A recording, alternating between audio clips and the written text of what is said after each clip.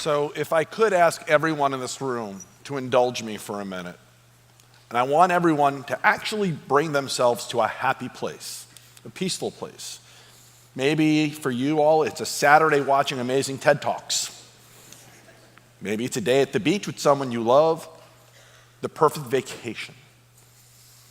Is everyone getting into their happy place? Boom! Just like that, one single shot, and you're the latest victim of gun violence. You see, for me, that sound is real. That is the sound I live with in my head every second of every day. Is that the last sound my daughter heard? What did she feel? Did she suffer? Everyone always says to me, I can't imagine how you feel. Well, here's what I have for all of you today, a request. I want every single one of you to imagine how I feel. I want you all to know the person you're sitting next to right now could become the latest victim of gun violence. And by imagining how I feel and by understanding that reality, you're going to be part of helping to do something about this. 40,000 people per year in this country right now die of gun violence. It's not normal. And by imagining how I feel, I'm hopeful that you will join me in this fight. Let me talk to you about my story. You know, there's no greater change to relationships than that which happens after you lose somebody that you love. There's nothing more significant.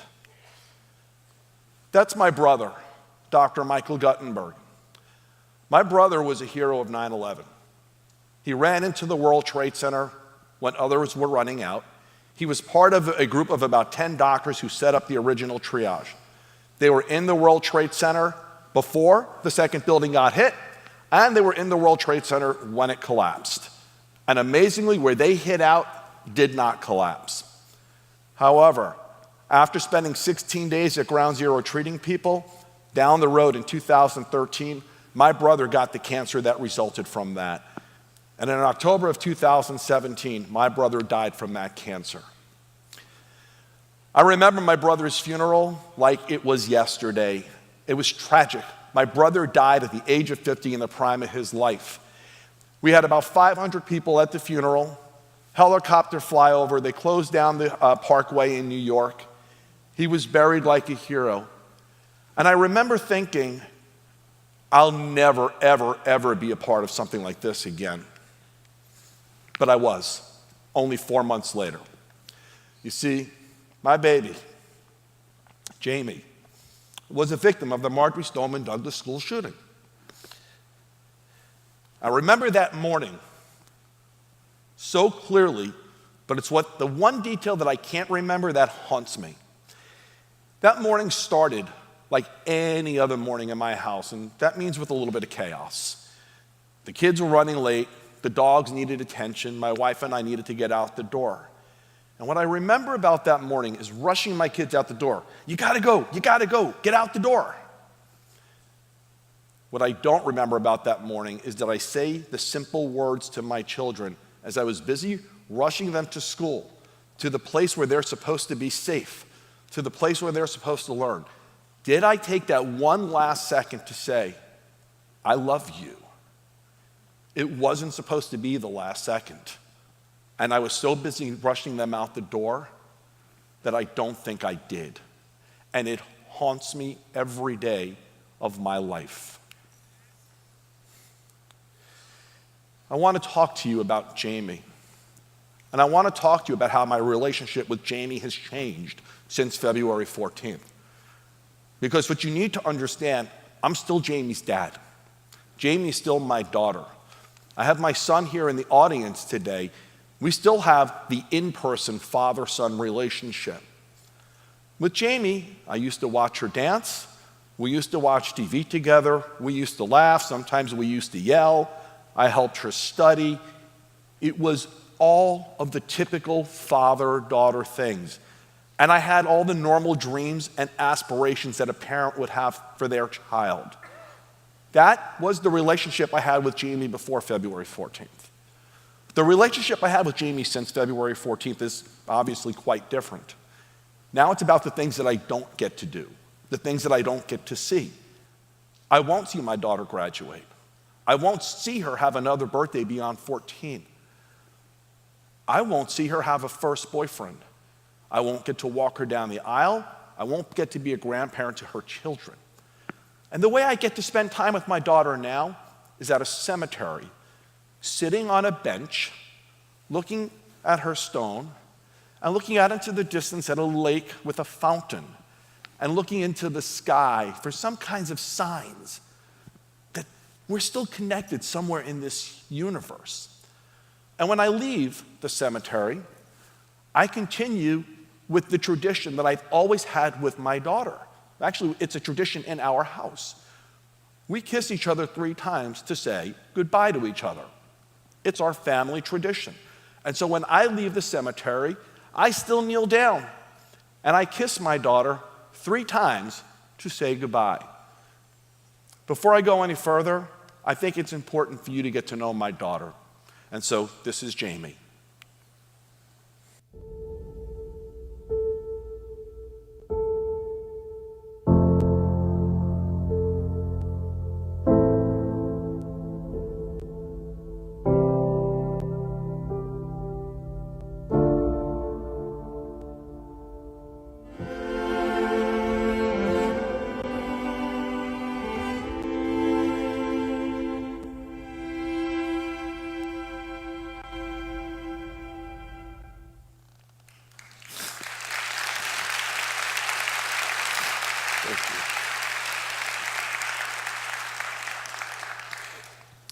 Following Jamie's murder, I went through a process of finding myself and finding my voice. In fact, it started immediately the day after. I was invited to speak. I went to the vigil in Parkland, and when I got there, the mayor asked me if I would come up and speak. I hadn't planned for it, but I said yes. And I remember a few things about that night, getting up there and crying out to the crowd about my family being broken and feeling broken. And I also remember talking to the crowd, and it hitting me for the first time that day. We were victims of gun violence.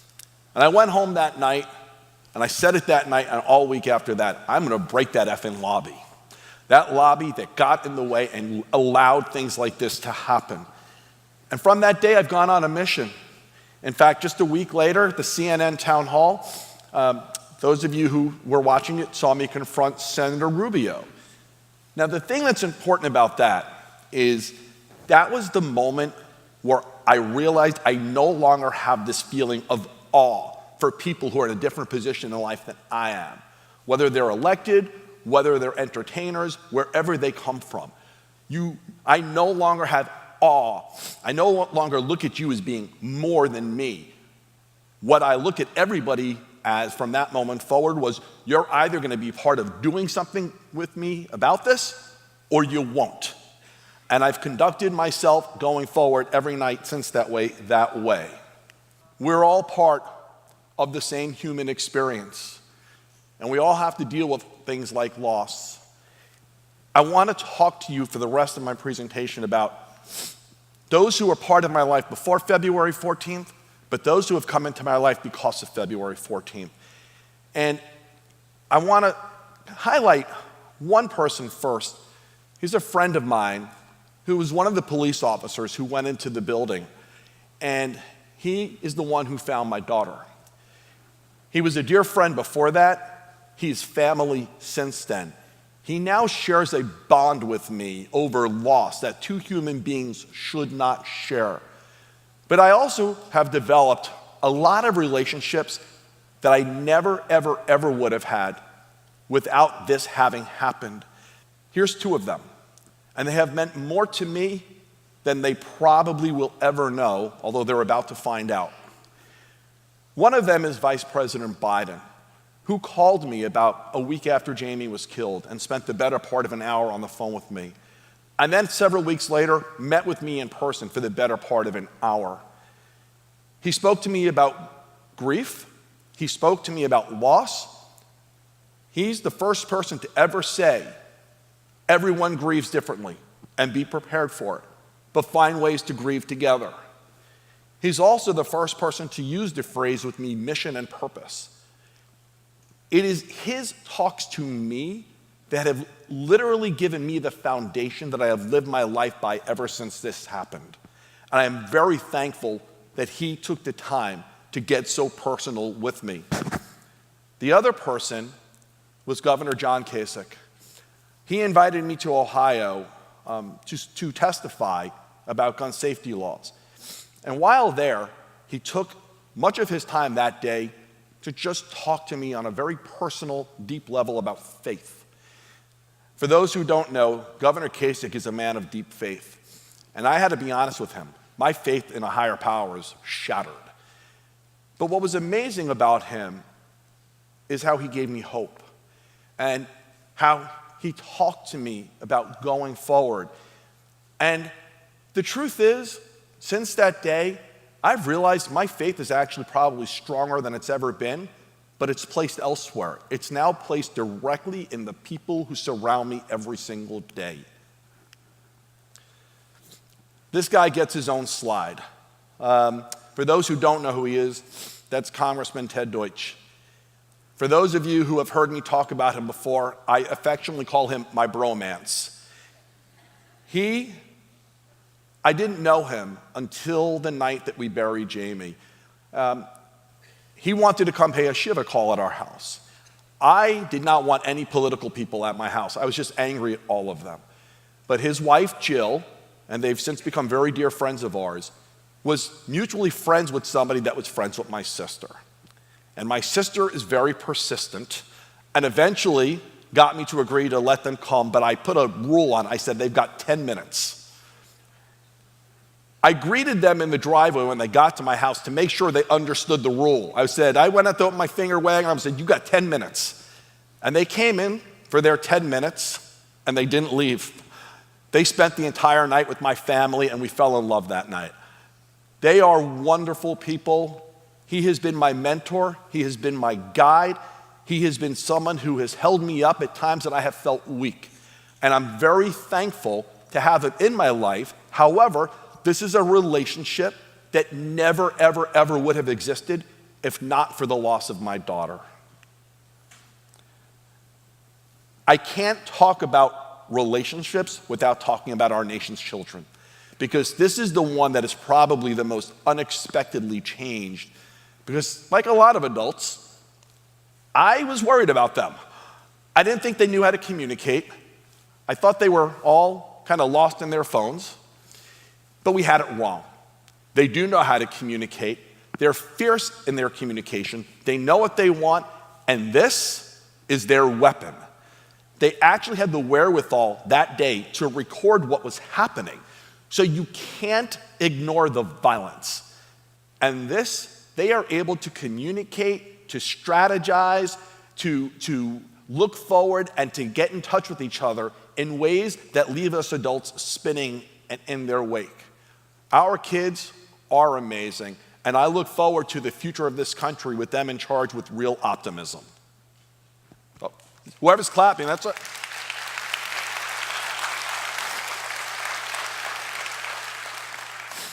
Another relationship that I should not have if not for this, but this one is going to save lives.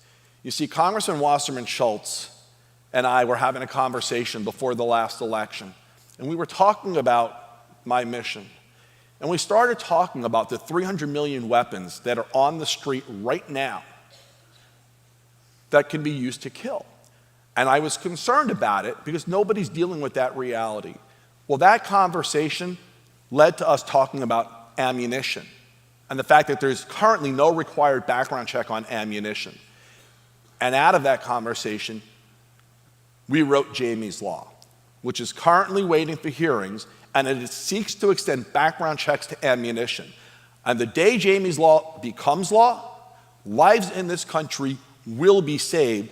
A relationship that exists only because of the murder of my daughter, but because of this relationship, Jaime will continue saving lives in this country.